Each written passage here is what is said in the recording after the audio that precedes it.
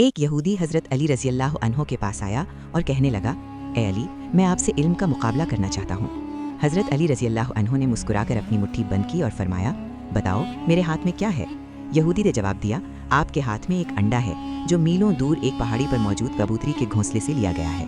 حضرت علی رضی اللہ عنہ مسکرائے اور فرمایا، تمہارا جواب بالکل درست ہے، لو اب یہ بتاؤ کہ اس انڈے کو جہاں سے میں نے اٹھایا ہے وہیں واپس رکھ سکتے ہو؟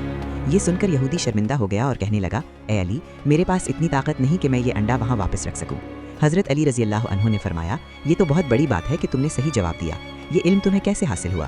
یہودی نے کہا، میں ہمیشہ اپنے نفس کے خلاف چلتا ہوں، میرا نفس جو کہتا ہے میں اس کے الٹ عمل کرتا ہوں۔ حضرت علی رضی اللہ عنہ نے فرمایا، اچھا تو بتاؤ اس وقت تمہارا نفس کیا کہتا ہے، کیا تم کلمہ پڑھو یا نہ پڑھو؟ یہودی نے جواب دیا، میرا نفس کہتا ہے کہ میں کلمہ نہ پڑھوں۔